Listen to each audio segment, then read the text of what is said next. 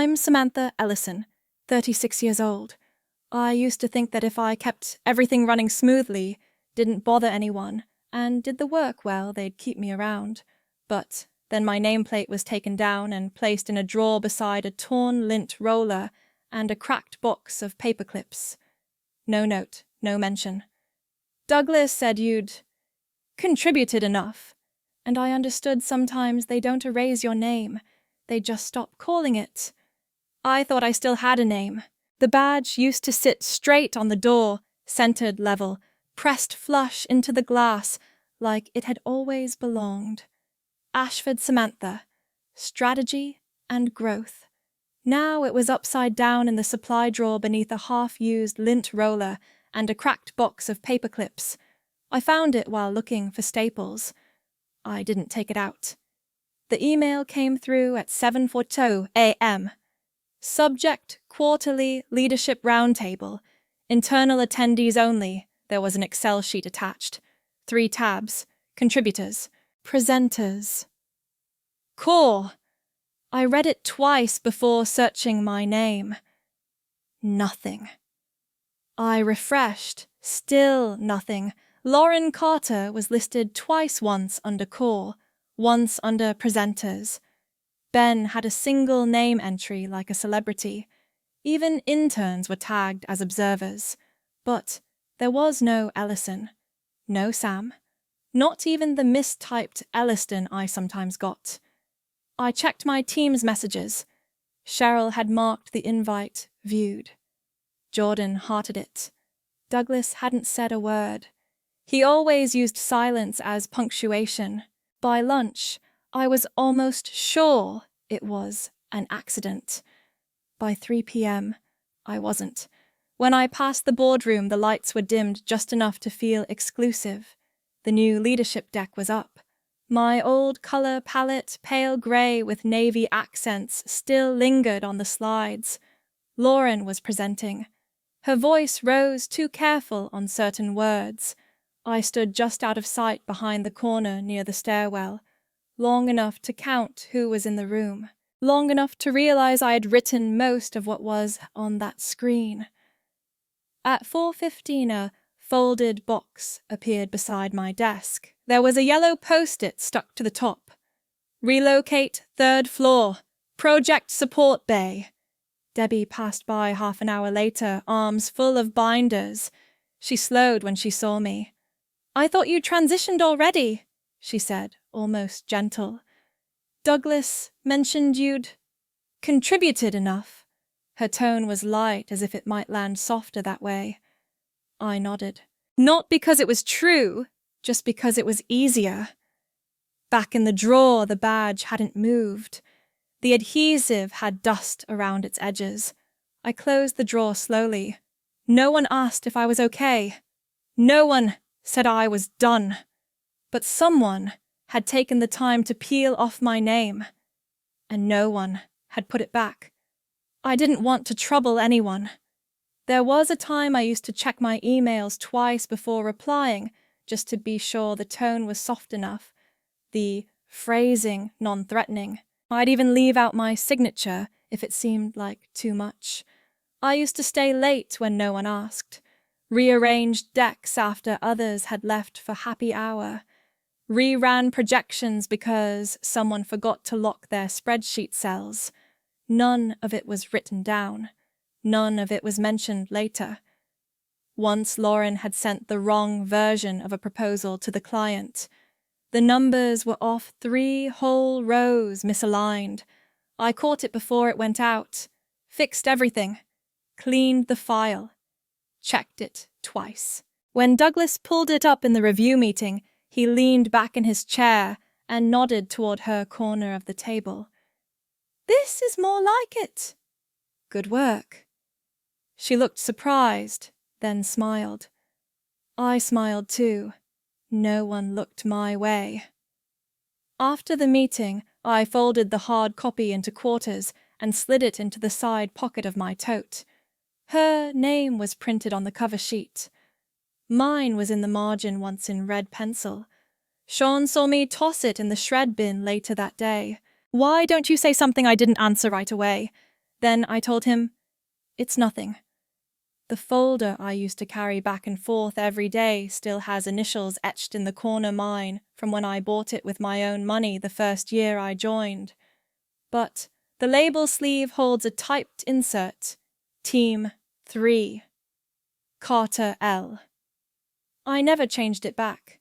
At one point, I thought being agreeable would make things easier, that not correcting people would mean they'd eventually figure it out themselves, that there was a kind of strength in not needing credit, in staying useful, invisible.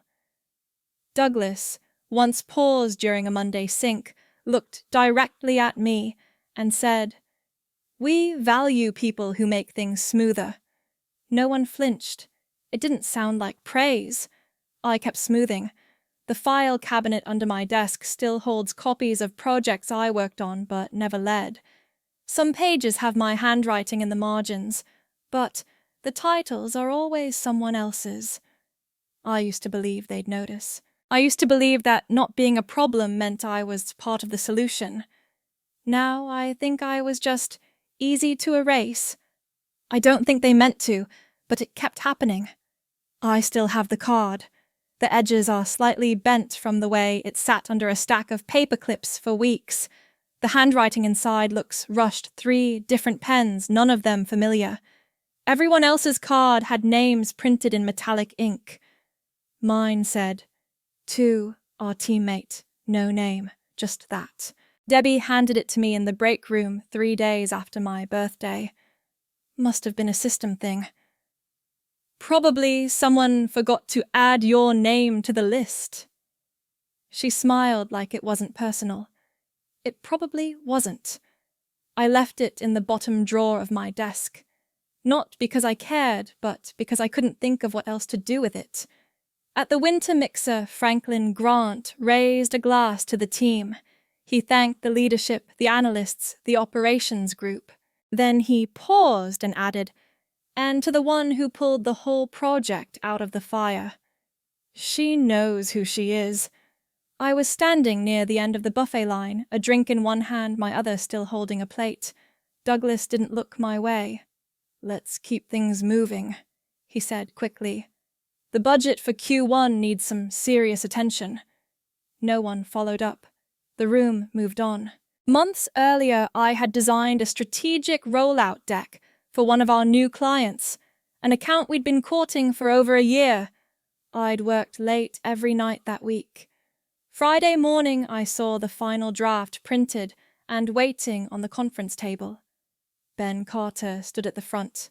"Let me walk you through what we've developed," he said, flipping to slide 1.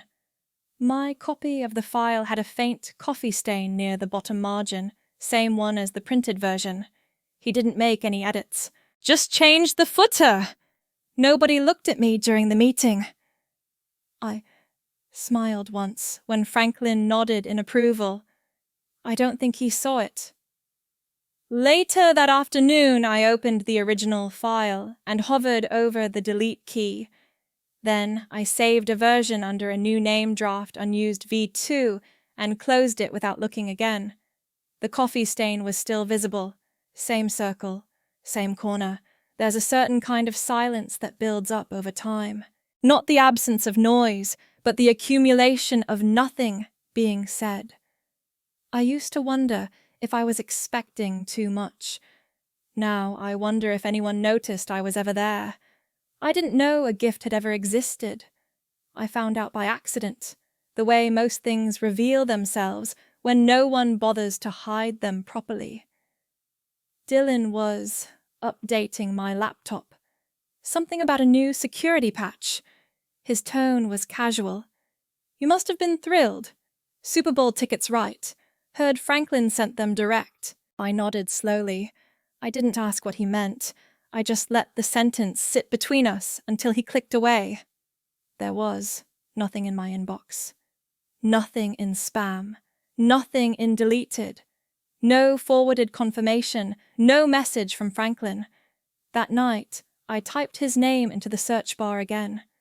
Still nothing. The next morning, I checked our internal system. Delivery logs. package sign-offs. One entry, client gift. Received by D. Whitman. Sealed envelope, no notes. I waited until after the second meeting to ask. He stood near the elevator with his arms crossed, tie slightly loosened. I kept my voice even. I heard Franklin might have sent something over for me. A pause. Then a shrug. Wasn't personal. Gifts like that go to the firm. I took someone who's helping us long-term. Hope you understand your position here. The words settled like cold water on a desk, thin, uncontained, slowly creeping. I didn't reply. Later that week, Franklin sent a follow-up, a short message. No subject. Samantha, did you enjoy the seats? I picked those specifically center view, row 2. Thought you'd appreciate the angle. I didn't answer right away. I read it once. Then again. I closed the tab. That weekend someone posted photos, a private account but not locked enough. In the background of a smiling selfie, Douglas appeared in the aisle seat. Next to him, Randy. No company lanyards. Just matching jerseys and 2 plastic cups in hand. I saved the image. No label. Just dragged it into a folder with no name. I didn't look at it again. It wasn't disappointment. Not really. That would have meant I expected something. He didn't forget me. That would have been easier. He remembered, and still chose himself. And for the first time I stopped wondering what I'd done wrong. I started wondering why I ever thought I was in the room to begin with. I don't need to argue to know I was right. I changed my role in the system.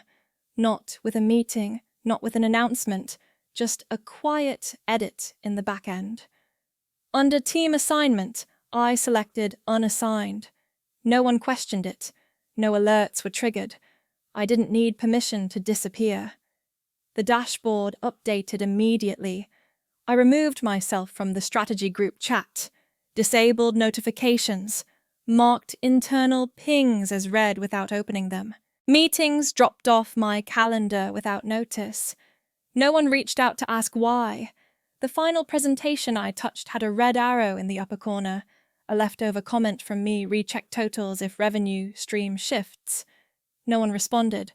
I renamed the file draft final unused, dragged it to the trash and emptied the folder.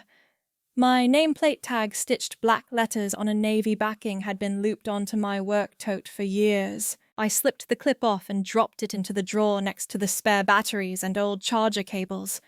No sound. No ceremony. Lisa from comms stopped me near the elevators.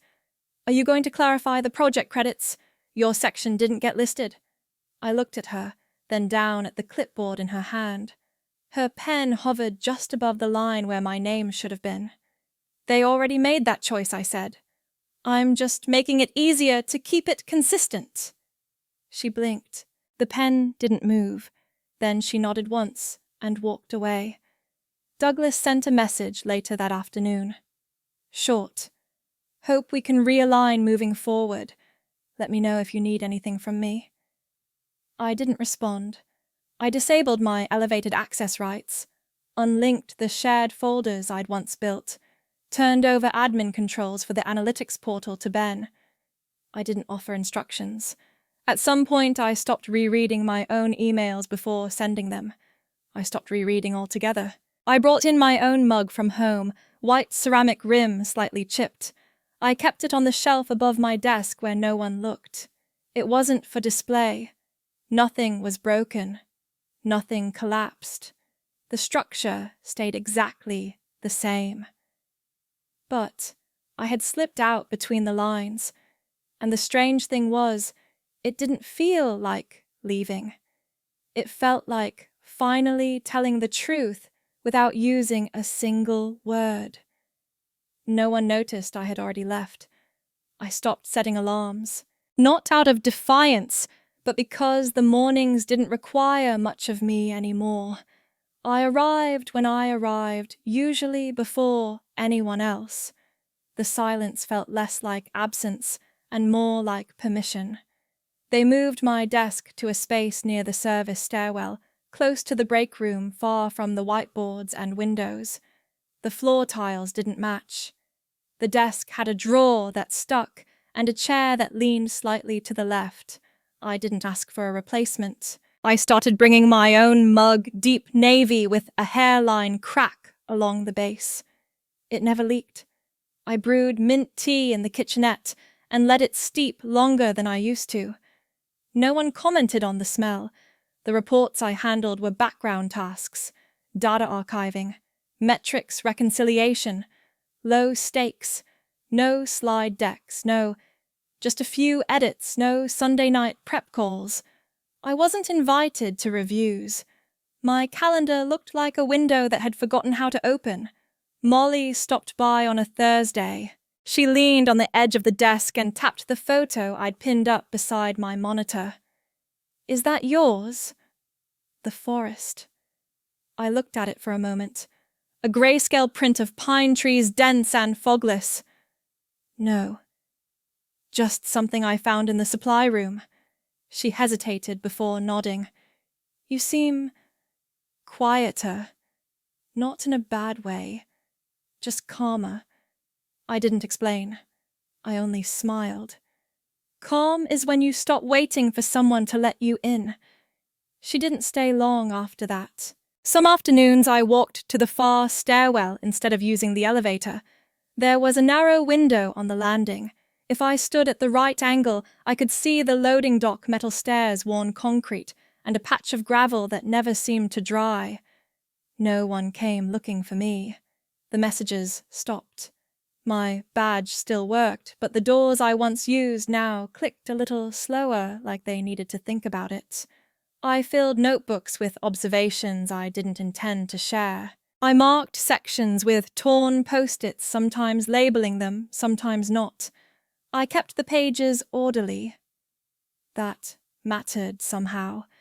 The tea cooled faster on this side of the building. I didn't mind. I wasn't there to be seen. Some roles aren't taken from you. They just dissolve quietly once you stop holding them in place. They didn't need me. They needed the idea of me. I knew it wasn't about me the moment I saw the subject line. The message came through Douglas's assistant. Formal clipped. A calendar hold. The client had requested a meeting. I was listed as a participant, not the organizer, not the speaker. Just one name among many. Douglas followed up with a direct message a few hours later. "Sam, it would mean a lot if you could join. I may not have handled things well before, but this could be a good reset." I read it twice, then again with the sound off in my head. The word reset was doing too much, or maybe not enough. At the meeting, the room felt too polished. Not pristine, just arranged. The kind of neat that forgets something used to live there. A stack of presentation packets sat at the center of the table. The cover sheet listed Douglas as the author. The final page in smaller font, presented by Samantha Ellison. Not prepared by, not led by. Just that, presented as if I were a screen. I sat 2 seats down from him. He didn't look over. Franklin arrived on time. No one mentioned the past. No one brought up the game, or the missing email, or the quiet in between. He nodded toward me once during the overview. It felt rehearsed. Douglas handled the talking points. I watched his pen tap in rhythm with his slides. When the document was passed around, I signed it. No comments, no suggestions, just a clean signature in the bottom right corner of page 7. Afterwards, Lisa caught me in the hallway. "You looked sharp in there." Franklin seemed reassured. I smiled. "That's all that matters." She hesitated. "Do you think they'll give you credit this time?" I shrugged once. "They're not giving anything. They're borrowing." She didn't follow me to the elevator. Later, I walked back through the empty end of the corridor, the one with the lights that flicker. The place where the walls don't hold echoes. There used to be a time I would have replayed the meeting in my head, rewritten my answers, resented the silence. This time, I left the papers on my desk without flipping them open again. I didn't check for my name. I already knew exactly where it would be. I don't knock anymore. I build my own walls. I started writing things down that no one would read. Not plans, not drafts, just thoughts, decisions, fragments of structure. I kept them in a brown leather notebook with a thin scratch across the cover. No branding, no initials, no company logo. The pages didn't ask for presentation. They accepted what was written. I moved to a desk near the archive room. No window. One drawer that didn't lock. A plastic chair that wobbled slightly if I leaned too far to the right. I stayed centered. My clients now came from the lower tier list. Accounts with no spotlight, no newsletter blurbs. But they responded quickly, followed recommendations, appreciated clean reports. I didn't need meetings to explain what was already working. I stopped using bullet points. I wrote everything in complete sentences, even when no one asked for clarity. In the mornings, I ran a slow loop around the block. Not for distance, just rhythm. I counted the cracks in the sidewalk instead of minutes. Sometimes I brought a paperback to lunch, something already worn at the corners. I turned the pages gently, even when no one was watching. Molly stopped by again. She stood beside my desk and looked at the pinned index cards near the monitor. Quotes, lines clipped, headlines. Do you miss being part of the main group? I didn't look up from the spreadsheet. I used to miss not being seen. Now I'm more careful about what I look at. She stayed quiet for a few seconds, then left without saying more. Douglas passed me in the hallway that week. He nodded once. You've made yourself useful again. That's good. I kept walking. My hands stayed at my sides. The notebook now holds lists, not goals. Boundaries, no explanation unless asked. No repeating what was ignored once. No waiting for recognition from the same place that erased me. I marked the last one with a small red dot. Not a warning. Just a reminder. There are still voices that echo if I'm not careful. Ones that say, you need to be in the room to matter. Others that ask, what's the point if no one applauds? I let them speak. Then I close the notebook. There's a difference between being overlooked and being unseen by choice. I used to think silence meant failure. Now I know sometimes it's the only place that stays mine. I don't need the door to reopen. I just need to know when I've had enough. I never liked goodbyes. They always felt like a performance for people who didn't know what to do with silence. The email took less than 4 lines. Effective this week, I will no longer support accounts under the premium portfolio. There is no need for replacement. This was my choice. I didn't add a closing. I archived every file I'd created, deleted the versions with notes in the margins. The system asked if I wanted to back anything up. I unchecked the box. The laptop went back into its case. No scratches, no wear on the keyboard. You'd think it hadn't been used at all. The personal things fit into one canvas bag. A pen I liked. A photo of a place I hadn't visited yet. One book with underlined sentences only I would remember. No one was notified. No announcement was made. I walked to the 4th floor conference room and placed the badge name side up at the center of the table. Not at my old chair. Just in the middle where it couldn't be ignored or claimed. Inside the top drawer where I used to keep backup markers and sticky notes, I left a folded square of paper. Nothing dramatic. Just ink on white. I was here. I left. That's enough. I didn't sign it. The hallway lights flickered like they always did, as if blinking could undo permanence. A few months earlier, I remember Douglas standing in front of the elevator. You have to stop making things personal. You're not the story here. He wasn't wrong. I never was the story. I was the footnote, the formatting, the space between lines. For years I thought staying quiet meant staying safe. Then I thought staying excellent would make the silence matter. Then I stopped thinking about what anyone noticed at all. I used to imagine a final moment, some kind of closure, an email thread, a confrontation, a remark too sharp to ignore. But the truth is most endings don't sound like anything. They just happen, and the room stays the same. No applause, no blame, just a space I no longer owed myself to fill. And that, I think, is the only kind of ending that stays honest. I don't need them to see I'm doing well. I just need to stop wanting them to. I don't own much now, and nothing that needs polishing. The table I use has uneven legs. I folded a napkin beneath one corner, and it stopped wobbling. The chair beside it came from a church donation bin, solid quiet, shaped by other people's posture. I keep a single enamel mug for tea.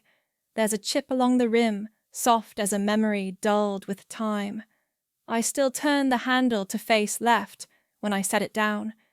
Each morning I boil water in a steel kettle that whistles faintly before it's ready. I don't rush it. The silence before the sound feels earned. The window in the living room faces east. Sunlight pools unevenly across the wooden floor. Some planks are scratched, others polished smooth. I don't try to even them out. The envelope came months ago. No return address, but I recognized the font. My name in a serif they once used on awards and press releases. I didn't open it. I didn't need to. The weight of the cardstock told me what was inside. I placed it in the bottom drawer of the bookshelf beneath lesson plans and handwritten outlines from students. It didn't belong on top. One afternoon during a break between sessions, a woman lingered by the door. You used to be in a big firm, right? I folded the attendance sheet. I used to be somewhere I thought was big. She smiled like she understood, then stepped outside. I spend my days now teaching others how to structure their words, how to use space on a page, where to begin a line, and when to let silence hold the rest. No one calls me by title here, no introductions with acronyms. Just my name, simple, unembellished. The cloth coaster beneath my mug still carries a faint stain from its former desk. A corner of the logo remains stitched into the edge, faded, fraying. I leave it facing down. I don't send updates. I don't watch announcements. I no longer need to see who's been promoted or what new partnership they celebrated without me. They never erased me. I simply stepped out before I was rearranged. I thought I needed validation once. A plaque, a speech, a returned email. Now I measure worth by what I no longer explain. And that, I think, is the truest kind of presence.